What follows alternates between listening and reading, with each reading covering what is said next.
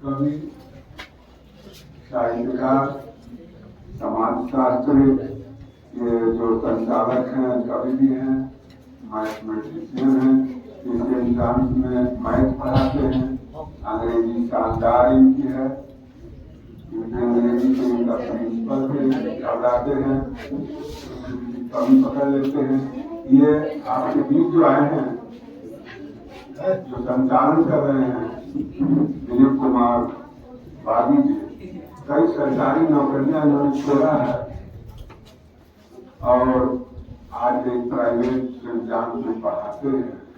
उनका जीवन ही ऐसा है, जो चीज अच्छा नहीं लगा तो छोड़ दिए, ट्यूशन पढ़ाए, कोचिंग पढ़ाए, खूब कमाते रहे।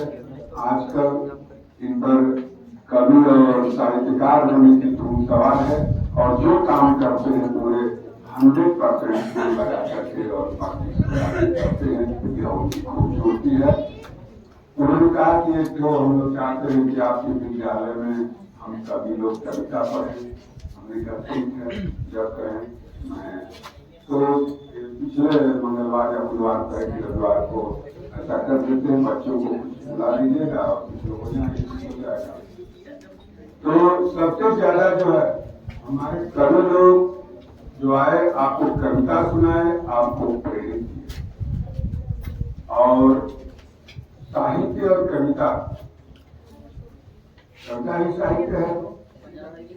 और साहित्य जो आप बहुत तरह के साहित्य हैं, अंग्रेजी साहित्य, हिंदी साहित्य, तमाम के साहित्य हैं। साहित्य जो है हमें पीड़ा दर्द के माध्यम से, कविता के माध्यम से दूसरों की पीड़ा से जुड़ने का अवसर देता है, मौका देता है। अन्यथा बहुत लोग कह रहे हैं कि डॉक्टर बन जाए, इंजीनियर बन जाए, संवेदना के बगैर हो जाए, संवेदना न रहे, पीड़ा रहे, वो साहित्य देता है। वो साहित्य देता है। साहित्य की समझ जब बनती है तो आदमी दूसरे की पीड़ा से संवेदित होता है। कविता अपने आप में कहा जाता है कि इसकी सबसे बढ़िया परिभाषा वर्dsworth ने दिया कि स्वतः स्फूर्त निकलने वाली जो बात होती है वो कविता होती है। स्पॉन्टेनियस फ्लो उसने कहा कि अपने आप जो निकलती है, दिल अपने आप निकलने का मतलब जो दिल से निकलती है, सोच के निकलती है, वो कविता नहीं होती। और जो स्वतः निकल जाती है वह कविता होती है। और कविता कहा गया पीड़ा से ही निकली है कविता। कविता वह मन, सब पीड़ित नहीं होते, पीड़ित भी होते हैं तो वो दे नहीं पाते हैं, उसको भाषा नहीं दे पाते हैं। और वो अभी किसी की बात कर रहे थे, एक्सीडेंट की बात कर रहे थे कि एक्सीडेंट हो जाता है किसी का, कोई पता नहीं कर रहा था, तो किसी की माँ होती है, किसी के पिता होता है, किसी का भाई होता है। तो उस एक्सीडेंट को उन्होंने कविता लिख दिया। दोस्तोवस्की ने भी एक एक्सीडेंट ही देखा था, उसने विश्व प्रसिद्ध उपन्यास अन्ना कारेनिना दे दिया। मतलब पीड़ा। और आपका जो ये महाभारत है वाल्मीकि का, उसने भी पक्षी का वध करके देखा है और इतना बड़ा महाकाव्य लिखा। कहा गया है कि पीड़ा से साहित्य निकला है, पीड़ा से कविता निकली है, पीड़ा से समग्र चीजें निकली है। और अगर पीड़ा के प्रति संवेदना मर जाए, दूसरे के दुख के प्रति सोचने का भाव मर जाए, समाज मर जाएगा, कुछ नहीं बचेगा। ये तमाम कोठियां, अटारियां, सड़कें, हाईवे किसी काम का नहीं होगा, या विकास किसी काम का नहीं होगा अगर मानवता का विकास नहीं होगा। हमारे मंच पर आप सभी लोग आए, हमारे बच्चों को इस बात के लिए प्रेरित किए। और सचमुच में जो हमारे मुख्य अतिथि पति और पत्नी हैं और दोनों प्रोफेसर हैं, और आपको तो इंडिया के सबसे बड़े सबसे नामी विश्वविद्यालय में पढ़ने का मौका मिला, जिसे जवाहरलाल नेहरू विश्वविद्यालय कहा जाता है, जेएनयू, जो अपनी ख्याति के लिए पूरे भारत में प्रसिद्ध है, ना कि बल्कि विश्व में जाना जाता है।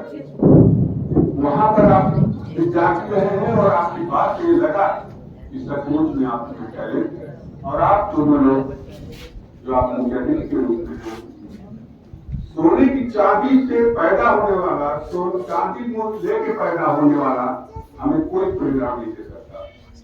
धनी घर का आदमी अगर बहुत विकास कर जाए तो कौन सी प्रेरणा देगा? आप तो धनी है नहीं, तो धनी होगा वो आगे बढ़ेगा। आप दोनों लोगों ने, आपने कहा कि मैं सब्जी तोड़ी हूँ, सब्जी की घास गढ़ी हूँ, सब्जी तैयार की हूँ और मेरे माँ बाप बेच करके मुझे पढ़ाया है। और आप जाकर उनके हस्बैंड भी हैं, उन्हें कहा कि मैंने सब्जी को तोड़ा भी है, बेचा भी है। कि हमारे सारे बच्चे ऐसे ही घरों के हैं और ऐसे लोग प्रेरणा दे सकते हैं। कोई अडानी अंबानी प्रेरित नहीं कर सकता, कोई बड़ा घर का पैदा हुआ आदमी आपको प्रेरित नहीं कर सकता। अगर आपको लगेगा कि हम सब्जी बेचते हुए भी, श्रम करते हुए भी ये लोग इतने जगह प्रोफेसर हो सकते हैं, तो हम भी ऐसा कर सकते हैं, क्योंकि आपका घर और आपका घर लगभग एक जैसा है। तो आप भी चले जाएंगे। इतनी बड़ी प्रेरणा आपने दिया है, आपकी उपस्थिति यहाँ प्रेरक की उपस्थिति है। आपने बताया है कि चाहे जितना भी संकट हो और अपना जो ये युवा उम्र है इतनी शक्तिशाली होती है, आप अपनी जो क्षमता है उसका अगर भरपूर उपयोग करेंगे तो आपके साथ आप जब बनेंगे समाज शास्त्र के हिसाब से पूरा समाज ही बेहतर बनेगा। तो साहित्य और आप लोगों की प्रेरणा, तो ये सब चीजें हैं। आप आए और कहा जाता है कि बाद में आभार और आभार क्या कहेंगे लोग, मान लीजिए एसी में बैठे हैं तभी कहेंगे कि आप आए बड़े ये किए। सचमुच में यहाँ आने वाले आज आभार के इसलिए पात्र है कि भयानक गर्मी थी। मैं सोचा था कि मौसम ऐसे ही हो जाएगा, ठंडा ठंडा तो हो जाएगा, 1-2 घंटे का कार्यक्रम है, 2 घंटे बाद खत्म हो जाएगा। मैं पहले से पंखा लगवा दिया होता, दिमाग में नहीं आया। लेकिन भयानक गर्मी में बैठे रहे आप लोग, बुजुर्ग लोग।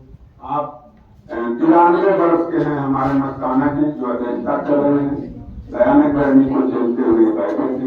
आप भी भयानक गर्मी को महसूस कर रहे थे। तो आभार तो सचमुच में आप लोगों को प्रकट करना चाहिए जो गर्मी सह करके और बिना कोई शिकायत के अपनी क्षमताएं पढ़ी और हम सब को प्रेरित किया। इसमें से बहुत लोग कभी भी नहीं कर सकते हैं, साहित्यकार नहीं कर सकते हैं। साहित्य की और देखा है हमें, गोलबंदी नहीं देता है। सबसे बड़ी साहित्य की विशेषता है कि वह गोलबंदी नहीं देता है। गोलबंद खेमा नहीं देता है कि हम इस पार्टी में हैं, उस पार्टी में हैं। अगर कोई तोड़ता है उसको तो साहित्यकार तोड़ता है, नहीं तो बाकी लोग, राजनीतिक लोग तो हमारा नेता जो कहेगा गलत कही वही हम कहेंगे। साहित्यकार जो है, अभी हमारे नीचे लिखा हुआ है डॉक्टर राही मासूम रजा जो आपके बगल की गाँव बस 10 किलोमीटर राही मासूम रजा का गाँव 10 किलोमीटर बगल में है। वो इतना बड़े साहित्यकार हैं जो महाभारत आप देखते हैं उनका सीरियल है, उनके बारे में बात होती रहती है। उनका मन ऐसा बना कि जब चुनाव हुआ तो बाप दूसरी तरफ खड़ा है और वो बाप के विरोध में जो खड़ा है उसके साथ उनके दोनों बेटे रहे। और आपके जेएनयू के संस्थापकों में से वो उनके भाई मुनीश रजा जी है। मुनीश रजा की वो कल्पना है जेएनयू और उन्हीं के भाई है राही मासूम रजा। ये दोनों प्रतिभाएं, दोनों अपने बाप के साथ चेयरमैन का चुनाव रहे थे गाजीपुर में, दोनों बेटे बब्बर राम का साथ दे रहे थे। और चुनाव जीतने के बाद मुनीश रजा तो रोज आते थे, घर से जाते थे, लेकिन राही मासूम रजा तो बस उनके कार्यालय में रहते थे बब्बर राम के। जब बब्बर राम चुनाव जीत गए, उनके पिताजी हार गए, जाते हैं तो उनके पिताजी ये सोचे कि भाई बाप को चुनाव जिता के हार रहा है तो बड़ा, लेकिन बड़े मन में उनके पिता का भी बड़ा मन था, कभी बेटे बड़े बड़े गले लगा लिया। तुमने अपने सिद्धांत के आगे बाप नहीं देखा, तुमने अपने सिद्धांत का जो फर्ज तुम्हारा था तुमने निभाया। हम चुनाव भले हार गए लेकिन हमें तुम्हें गर्व है। उस राजद मासूम रजा की भूमि पर आपका स्वागत है। और अब धीरे धीरे बरसात भी हो रही है, हो रहा है।